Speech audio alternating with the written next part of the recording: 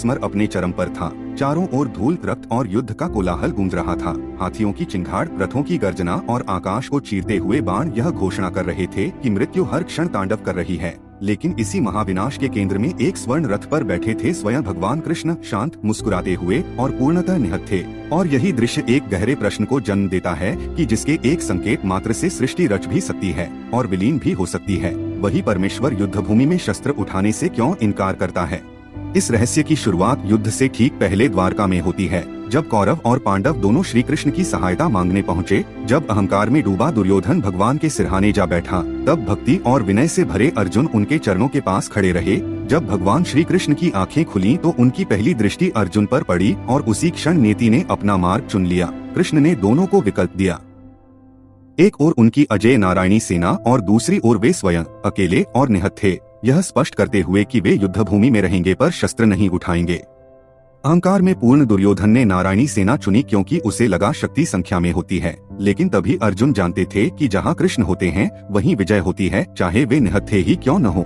कृष्ण की यह प्रतिज्ञा केवल त्याग नहीं बल्कि संतुलन का नियम थी, क्योंकि यदि सर्वशक्तिमान ईश्वर स्वयं युद्ध करने लगते तो मानव प्रयास, पुरुषार्थ और धर्म का अर्थ ही समाप्त हो जाता। इसलिए कृष्ण योद्धा नहीं बने बल्कि सारथी बने, यह दिखाने के लिए कि ईश्वर हमारी लड़ाइयाँ हमारे लिए नहीं लड़ते बल्कि हमें सही मार्ग दिखाते हैं और रथ चलाते हैं ताकि हम अपने जीवन का युद्ध स्वयं लड़ सकें।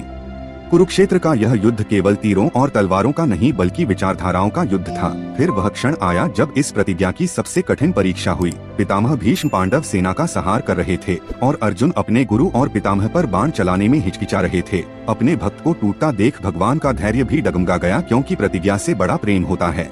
क्रोध में कृष्ण ने रथ का टूटा हुआ पहिया उठाया और उसे सुदर्शन चक्र की भांति लेकर भीष्म की ओर दौड़ पड़े, यह दिखाने के लिए कि अपने भक्त की रक्षा के लिए भगवान अपनी प्रतिज्ञा भी तोड़ सकते हैं। तभी अर्जुन दौड़कर उनके चरणों में गिर पड़े और विनती की कि वे अपनी प्रतिज्ञा न तोड़े। कृष्ण रुक गए क्योंकि यह केवल एक लीला नहीं थी, एक गहरा संदेश था।